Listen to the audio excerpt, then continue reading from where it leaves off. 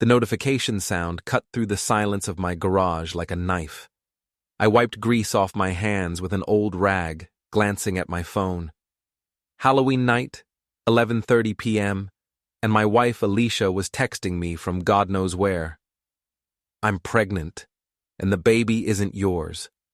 I stared at the screen for a full minute, letting the words sink in. 20 years of marriage, and this is how she tells me? Not face-to-face, not even a phone call. A text message while I'm fixing the transmission on my beat-up Ford. Before we dive deeper into this story, I have one small request. Please subscribe, drop a like, comment, and hit that hype button to boost this channel so more people can discover these incredible Reddit stories. My fingers moved across the screen with surprising calm. Congratulations to the real dad. Then I blocked her number. But I wasn't done. Not by a long shot. I scrolled through my contacts until I found him. Dominic Russo, my former best friend, my wife's Pilates student, and apparently the father of her unborn child. The same guy who'd been coming to our barbecues for 5 years, drinking my beer and slapping my back while screwing my wife behind my back. "Welcome to parenthood, Dom. Hope you're ready for 18 years of child support. Jake." I hit send and tossed the phone onto my workbench. The garage felt different now, like the air itself had changed. 20 years of building a life with someone, and it all comes crashing down in a text message. My name is Jake Morrison, and I'm a 40-year-old logistics manager for a shipping company in Millbrook, Ohio. Nothing special about me. Average height, brown hair going gray at the temples, hands that know their way around an engine. I met Alicia in college, married her right after graduation, and thought we'd grow old together. Shows how much I knew. The phone started buzzing. Different numbers, but I knew it was her, probably using her sister's phone, then her mother's, then whoever else she could find. I let them all go to voicemail. An hour later, I was still under the hood when I heard a car screech into the driveway. Alicia's white BMW, the one I'd been making payments on for 3 years. She burst through the garage door like a hurricane, still wearing her Halloween costume from whatever party she'd been at, a skin-tight black cat suit that left nothing to the imagination. "Jake, what the hell is wrong with you?" Her voice was shrill, panicked. "You can't just send messages like that." I didn't look up from the engine. "Like what? Congratulating the father of your baby?" "It's not... I didn't mean..." She was stumbling over her words, which was unusual for Alicia. She was a Pilates instructor, used to being in control, commanding rooms full of suburban housewives. I was confused, okay? I made a mistake. Which part was the mistake? I finally turned to face her. Getting pregnant, or telling me it wasn't mine? Her face flushed red. Even at 38, she was stunning, the kind of woman who turned heads at the grocery store. But right now, she looked desperate. "I panicked," she said. "I took one of those home pregnancy tests and I don't know what came over me. I haven't been thinking straight lately." "So you are pregnant?" She hesitated. Maybe, I don't know. The test was unclear. "But you were sure enough about who the father was." The color drained from her face. "Jake, please, let's just forget this happened. I'll take another test. We'll figure this out like adults." I laughed, but there was no humor in it. "Like adults? Adults don't cheat on their spouses, Alicia. Adults don't send text messages telling their husband of 20 years that they're carrying another man's baby. I never said I was cheating." "You didn't have to." I wiped my hands on the rag again, taking my time. "How long has it been going on with Dom?" She opened her mouth, then closed it. The silence stretched between us like a chasm. "That's what I thought," I said. My phone buzzed on the workbench. Alicia lunged for it, but I was faster. It was a text from Dominic. "What the hell, Jake? What are you talking about?" I showed her the screen. "Looks like your boyfriend got my message." "He's not my boyfriend," but her voice cracked when she said it. "Then why did you tell me he was the father of your baby?" She couldn't answer that one. The next message came from Dominic's wife, Susan. "Jake, What's going on? Dom is freaking out. Susan Martinez, or Susie as everyone called her, had been Alicia's best friend since high school. They did everything together: yoga classes, wine nights, weekend trips to Columbus for shopping. If Alicia was cheating with Dom, Susie had to know about it.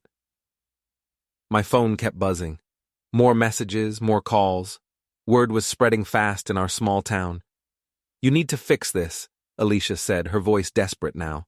"Call them back. Tell them it was a joke or something." A joke? I set the phone down and really looked at her. "Our marriage ending is a joke to you?" "Our marriage isn't ending. I made a mistake. I admitted it. Can't we just move past this? Like we moved past you staying late at the studio 3 nights a week? Like we moved past those mysterious phone calls you take in the other room? Like we moved past you suddenly needing new lingerie that I never get to see?"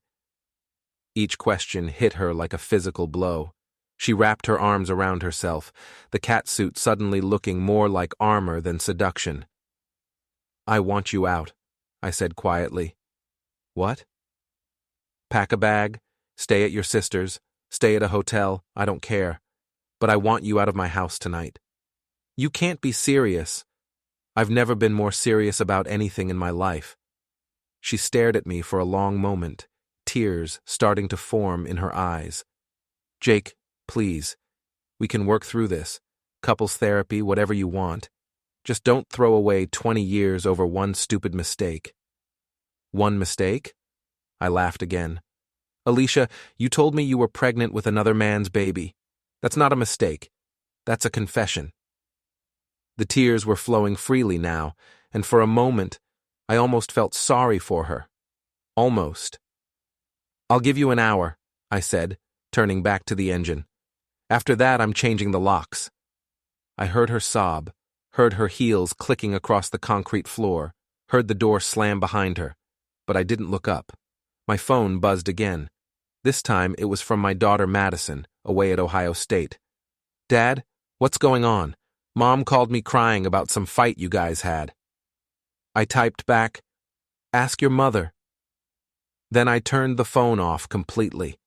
The garage felt peaceful again, just me and the Ford and the smell of motor oil. But I knew this was just the beginning. In a town like Millbrook, news traveled faster than wildfire, and by morning everyone would know that Jake Morrison's wife had cheated on him. The question was, what was I going to do about it? I woke up on the couch at 6 a.m. to the sound of someone pounding on my front door. Through the window, I could see Dominic Russo's red Mustang in my driveway, the one he was always bragging about at neighborhood barbecues. The pounding continued. "Jake, open up. We need to talk." I took my time getting to the door, stopping to make coffee first. Let him wait. When I finally opened it, Dom was standing there in his work clothes, coveralls from Martinez Auto Shop, where he worked as a mechanic. His face was flushed, angry. "What the hell was that text about?" he demanded, pushing past me into the house. "Good morning to you too, Dom." I closed the door and followed him into the living room. "Coffee?" "I don't want coffee, I want answers. Susan's been crying all night, asking me what I did. The whole neighborhood is talking." I sat down in my recliner, cradling my coffee mug. "Maybe you should ask my wife about that." "I did ask her. She said you've lost your mind, that you're accusing her of cheating with me." "I'm not accusing her of anything. She told me herself." Dom's face went pale. "She told you what?" "That she's pregnant, and you're the father. Her words, not mine." He sank onto the couch like his legs had given out. That's impossible." "Is it?" The silence stretched between us. Dom was a big guy, 6'2", probably 220, with the kind of muscles that came from working with his hands all day. But right now, he looked like a scared kid. "Jake," he said finally, "I swear to you, nothing happened between me and Alicia." "Then why would she say you're the father of her baby?" "I don't know. Maybe she's having some kind of breakdown. Maybe you're lying." His face hardened. "I've been your friend for 8 years. Friends don't screw each other's wives." Dom stood up abruptly. "I'm not listening to this. You're paranoid. You know that? Just because your marriage is falling apart doesn't mean you can blame me for it. My marriage is falling apart because my wife is carrying your baby. She's not carrying my baby, he was shouting now. I don't know what game she's playing, but leave me out of it. He stormed toward the door, then turned back. And stay away from Susan. She's upset enough without you filling her head with crazy ideas. After he left, I sat in the quiet house thinking. Either Dom was the world's best actor or he was telling the truth. But if he wasn't the father, why would Alicia say he was? My phone buzzed. I'd turned it back on to check messages from work, and now I was regretting it. 17 missed calls, 34 text messages. The whole town was buzzing. One message stood out from my neighbor Carol. Jake, I saw Alicia leave with a suitcase last night. Are you okay? Call me if you need anything. Another from my brother in Cincinnati. Madison called, said you and Alicia are having problems. Want to talk? And one from my boss. Take the day off if you need to. We can handle things here. I was scrolling through the messages when the doorbell rang. This time it was Susan Martinez, Susie, looking like she hadn't slept all night. Her usually perfect hair was pulled back in a messy ponytail, and she wasn't wearing makeup. Jake, we need to talk. I let her in, noticing how she kept glancing around like she was looking for something. Where's Alicia? She asked. I told her to leave. She's probably at her sister's. Susie nodded, wrapping her arms around herself. She was a small woman, maybe 5'4", with the kind of nervous energy that made her seem like she was always in motion. Today, she looked fragile. Dom came home last night ranting about some text you sent him, she said. He swears nothing happened between him and Alicia. What do you think? She was quiet for a long moment. I think my husband has been acting strange lately. Working late, taking phone calls in the garage, being secretive about his schedule. How long? A few months. Maybe since summer. She looked up at me with tears in her eyes. Jake, I'm scared. What if it's true? What if I've been living a lie? I poured her a cup of coffee and sat down across from her at the kitchen table. What did Alicia tell you? Nothing. That's what's so weird about this. She calls me about everything. What to wear, what to cook for dinner, whether she should get highlights. But lately, she's been distant, canceling our girls' nights, making excuses not to hang out. When did that start? Right around the time Dom started acting weird. She took a sip of coffee with shaking hands. Oh God, Jake. What if they planned this? What if they've been laughing at us behind our backs? The thought had occurred to me too. Dom and Susie had been married for 10 years, no kids. He was always complaining about wanting to start a family, but Susie had fertility issues. If he got Alicia pregnant... There's something else, Susie said quietly. Last week, I found a receipt in Dom's wallet for a hotel room in Columbus. When I asked him about it, he said it was for a work conference, but I called his boss. There was no conference. The pieces were starting to fit together. Columbus was an hour away, far enough that they wouldn't run into anyone they knew, close enough for afternoon meetings. I'm sorry, Susie. She wiped her eyes. What are we going to do? I don't know about you, but I'm going to find out the truth. After Susie left, I sat in my kitchen, staring at my phone. I had two choices. I could try to salvage my marriage, pretend this never happened, go to counseling and work through our problems like civilized adults, or I could destroy the people who had destroyed my life. The decision was easier than it should have been. I started with social media. Alicia was addicted to Instagram, posting pictures of her yoga poses, her healthy meals, her perfect life. Her latest post was from last night's Halloween party, a group shot of her and several friends, including Dom and Susie. The caption read, "Best friends forever. Halloween. I blessed, I grateful." The comments were already starting. Where's Jake? Everything okay at home? You look amazing. I screenshotted the photo and started making a list of everyone I recognized. These were the people who would be talking about us, speculating about what happened, choosing sides. It was time to give them something to really talk about. By Monday morning, the whole town knew. I could tell by the way conversations stopped when I walked into Murphy's diner for breakfast, by the pitying looks from the waitress, by the way old Pete Murphy himself came over to refill my coffee cup 3 times. "Rough weekend, Jake?" Pete asked, his weathered face creased with concern. "You could say that. Want to talk about it?" "Not particularly." He nodded and moved on. Pete had been running this diner for 30 years. He knew when to push and when to back off. I was finishing my eggs when Tommy Brennan slid into the booth across from me. Tommy owned the hardware store and had been part of our poker group for years. Me, him, Dom, and 2 other guys from the neighborhood. "Hey, Jake." He looked uncomfortable.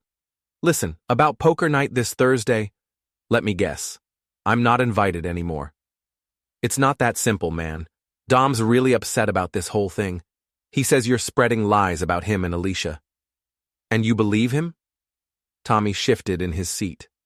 "I don't know what to believe, but maybe it would be better if you took a break from the group, until things cool down." I set down my coffee cup carefully. "So you're choosing sides?" "I'm not choosing sides. I'm trying to keep the peace by excluding me." "Jake, come on. Don't make this harder than it has to be." I stood up and threw a 10 on the table. "Don't worry, Tommy. I wouldn't want to make things uncomfortable for Dom." As I walked out, I heard him call my name, but I didn't turn around. The day got worse from there. At work, my secretary Linda looked at me like I was a wounded animal. My boss, Frank, called me into his office. "Everything okay at home, Jake?" "Fine." "Because if you need some time off." I said I'm fine. But I wasn't fine. I was angry and getting angrier by the hour. That evening, I drove past Alicia's sister's house and saw her BMW in the driveway. I thought about stopping, demanding answers, but what was the point? She'd already told me everything I needed to know. Instead, I drove to the Rusty Anchor, a dive bar on the outskirts of town where the drinks were cheap and the music was loud. I was on my 2nd beer when I saw him, Dom, sitting at a table in the corner with 2 guys I didn't recognize. He saw me too. Our eyes met across the smoky room, and I could see the guilt written all over his face. He said something to his companions and stood up, walking over to my spot at the bar. "Jake, we need to talk." "No, we don't." "Yes, we do." He grabbed my arm. "This has gone far enough." I looked down at his hand on my arm, then back at his face. "Let go of me, Dom." "Not until you listen to reason." The bartender, a grizzled ex-Marine named Sal, was watching us now. So were several other patrons. I said let go. "Jake, I swear to you, nothing happened between me and your wife. I don't know why she said what she said, but it's not true." "Then explain the hotel receipt Susie found." His face went white. "She told you about that?" "She tells me a lot of things these days." He released my arm and stepped back. It's not what you think." "Then what is it?" He was quiet for a long moment, glancing around the bar like he was looking for an escape route. "I can't tell you," he said finally. "Can't or won't." "Jake, please, just drop this, for everyone's sake." "Everyone's sake?" I stood up, and I was pleased to see him take another step back. "What about my sake, Dom? What about my marriage? What about my life?" "Your marriage was already in trouble. Everyone could see it." The words hit me like a physical blow. "What did you say?" "Come on, man. You and Alicia have been growing apart for years. You work all the time. She's got her own life. It was bound to happen eventually." "So you decided to help it along?" "I didn't do anything." But his voice was too loud, too defensive. The whole bar was watching us now. "You're a liar," I said quietly. "And you're a paranoid has-been who can't handle the fact that his wife doesn't love him anymore." The punch came from somewhere deep in my gut. 20 years of frustration and betrayal behind it. Dom saw it coming and tried to duck, but he was too slow. My fist connected with his jaw, and he went down hard, knocking over a table full of beer bottles. The bar erupted in shouts. Sal was already coming around the bar, and Dom's friends were on their feet, but I was already moving toward the door. "This isn't over," Dom shouted from the floor, blood running from his split lip. "You're right," I called back. "It's just getting started." I made it to my truck before anyone could stop me, my knuckles throbbing but my head clearer than it had been in days. Dom wanted a war. He was about to get one. The next morning, I woke up to find my truck's windshield smashed and my mailbox knocked over. A note was tucked under my front door. "Back off or it gets worse." I called the police, more for the paperwork than any hope of justice.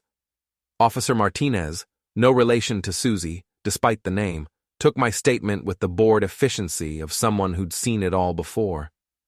"Any idea who might have done this?" he asked. "I have my suspicions." "Want to share them?"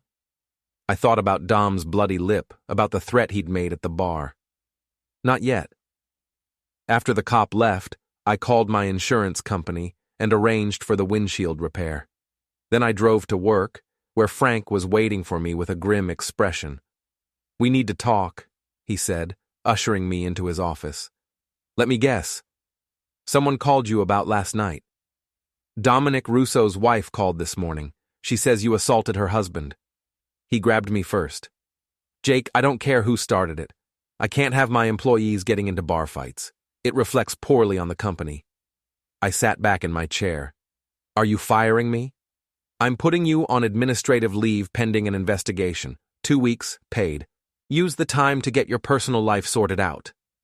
So now I was unemployed, at least temporarily. I cleaned out my desk while my coworkers watched from their cubicles, whispering among themselves. On the way home, I stopped at the grocery store and ran into Janet Walsh, one of Alicia's yoga friends. She gave me a look that could have frozen lava. "I hope you're proud of yourself," she said. "Excuse me?" "Alicia told us what you did, sending those horrible messages, making wild accusations. That poor woman is beside herself. That poor woman is carrying another man's baby." Janet's face flushed red. "That's a lie and you know it. Alicia would never cheat on you." "Then why did she tell me she was pregnant with Dom's baby?" "She was confused. She took one of those home pregnancy tests, and it came back inconclusive. She panicked and said something stupid, but instead of being supportive, you threw her out of the house." I stared at Janet for a long moment. "She told you the test was inconclusive?" "Of course it was. Alicia's not even pregnant. She took another test the next day, negative. But by then, you'd already destroyed her reputation with your paranoid fantasies." The grocery store suddenly felt too small, too bright. "She's not pregnant?" "No, she's not pregnant. She's staying at her sister's house, crying her eyes out, because her husband of 20 years thinks she's a cheater." I left my cart in the aisle and walked out to the parking lot, my mind reeling. If Alicia wasn't pregnant, then why had she sent that text? Why had she named Dom as the father of a baby that didn't exist? My phone buzzed. A text from an unknown number. "Meet me at Riverside Park. Come alone. A." Alicia. Riverside Park was on the edge of town, a collection of picnic tables and walking trails along the Scioto River. I found her sitting on a bench overlooking the water, wearing jeans and a sweater instead of her usual designer workout clothes. She looked older somehow, fragile. "You came," she said without looking at me. "Janet Walsh says you're not pregnant." "I'm not." "Then why did you tell me you were?" She was quiet for a long time, watching a pair of ducks paddle across the river. "Because I wanted to hurt you," she said finally. The honesty of it hit me like a slap. "Why?" "Because you hurt me first." "How? How did I hurt you?" She turned to look at me then, and I could see the years of resentment in her eyes. "By ignoring me. By taking me for granted. by treating me like a roommate instead of a wife. So you decided to destroy our marriage? I decided to get your attention, and it worked, didn't it? I sat down on the other end of the bench, keeping space between us. What about Dom?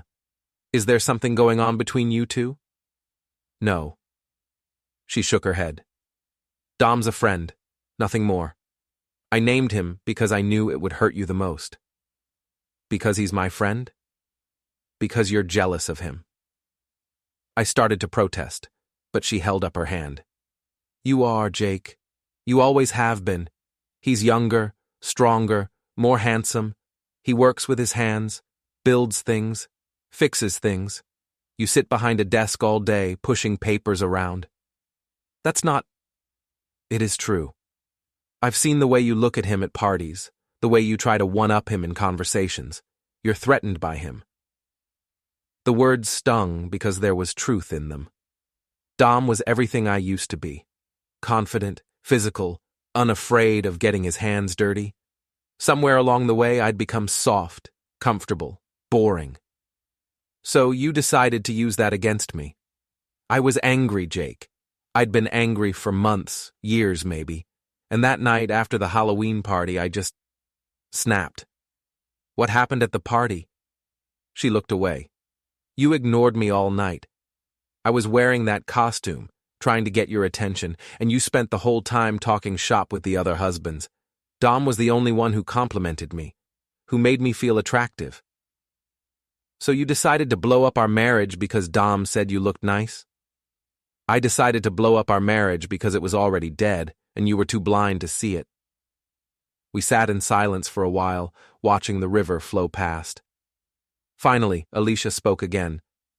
I want to come home. No. Jake, we can fix this. We can go to counseling, work through our problems. You sent me a text message telling me you were pregnant with another man's baby. You let me humiliate myself in front of the whole town. You destroyed my friendship with Dom, my relationship with our neighbors, probably cost me my job. I know, and I'm sorry. I made a terrible mistake. A mistake is forgetting to pick up milk at the store. This was calculated cruelty. She started crying then, soft sobs that shook her shoulders. Part of me wanted to comfort her, to put my arm around her and tell her everything would be okay. But a bigger part of me was still angry. I'm filing for divorce, I said. Jake, please. It's over, Alicia. Whatever we had, whatever we were, it's finished. I stood up to leave, but she grabbed my hand. What about Dom? Are you going to tell people the truth? That he didn't do anything wrong? I looked down at her tear-stained face, at the woman I'd loved for 20 years, and felt nothing but contempt. No, I said. I'm not. But he's innocent. So was I. Word spread quickly that Alicia wasn't pregnant, but by then the damage was done. The story had taken on a life of its own, growing and mutating with each telling. Some people said Dom had gotten her pregnant and forced her to have an abortion. Others claimed I'd made the whole thing up out of jealousy. The truth, that my wife had lied to hurt me, was somehow less believable than the alternatives. I was at the hardware store buying a new mailbox when I overheard two women talking in the next aisle. I heard she lost the baby, one said. Probably for the best, the other replied. Can you imagine the scandal if she'd actually had it? Still, Jake Morrison had no right to put their business on social media like that.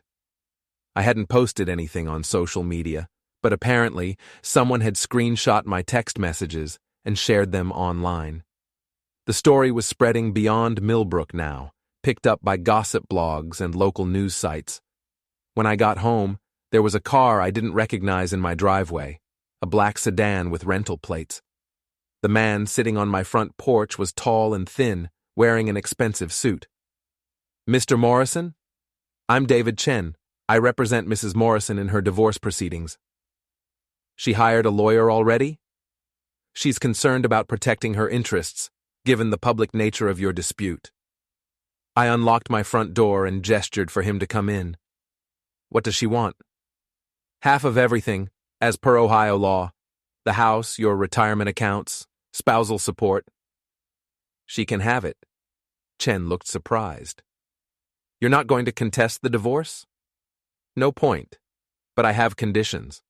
Such as? She signs a non-disclosure agreement. No interviews, no tell-all books, no social media posts about our marriage. She takes her half and disappears from my life completely. That's unusual. So is lying about being pregnant with your husband's best friend's baby.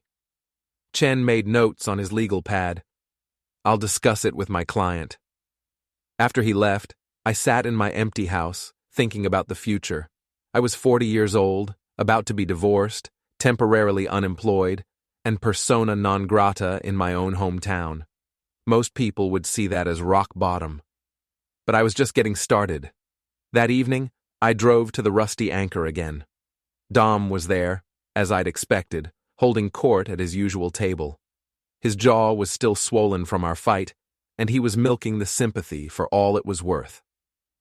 Jake Morrison's lost his mind, I heard him telling his audience, attacking innocent people, spreading lies about his own wife. I ordered a beer and sat at the bar, close enough to hear, but far enough away to avoid another confrontation. The man's dangerous, Dom continued.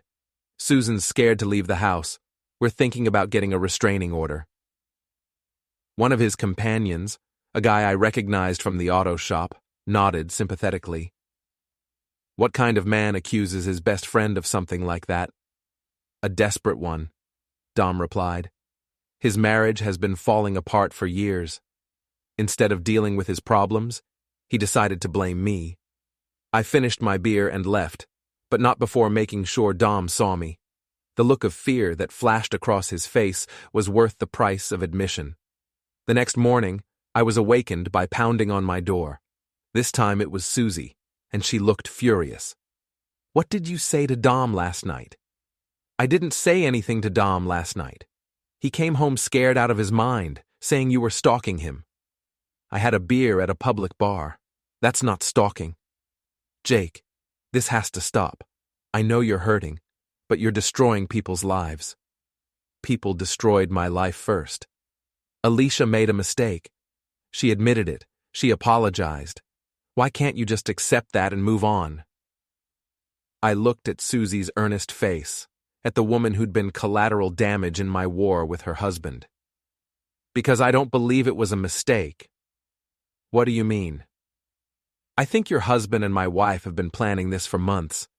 I think they wanted to hurt both of us, and they succeeded. That's crazy, Jake. Dom would never... Wouldn't he? Think about it, Susie. All those late nights, all those mysterious phone calls, the hotel receipt you found. You said yourself he's been acting strange. She wrapped her arms around herself, suddenly looking vulnerable. Even if that's true, even if they were involved, it's over now. Alicia's filing for divorce. Dom's promised to cut all contact with her. Can't we just put this behind us? No. Why not? Because they need to pay for what they did. Jake, listen to yourself. You sound like a crazy person. Maybe I was crazy. Maybe the stress of the last week had finally pushed me over the edge. But if that was true, I was taking Dom and Alicia with me. Tell your husband I'm not done with him yet. Jake, tell him. After Susie left, I made a phone call to a private investigator in Columbus, a guy I'd found online who specialized in adultery cases. His name was Rick Palmer, and his website promised discretion, professionalism, and results. I need you to dig into my wife's activities over the past 6 months, I told him. Phone records, credit card statements, hotel registrations, everything. That's going to be expensive. I don't care what it costs, and legally questionable depending on how far you want me to go. I want you to go as far as necessary. There was a pause. Mr. Morrison, I have to ask, what are you planning to do with this information? I'm planning to destroy the people who destroyed me. Another pause. I'll need a retainer. $5,000. You'll have it tomorrow. After I hung up, I sat in my kitchen, staring out the window at the house where I'd lived for 15 years. Soon it would belong to someone else, and I'd be starting over somewhere new. But before I left Millbrook, I was going to make sure everyone remembered Jake Morrison.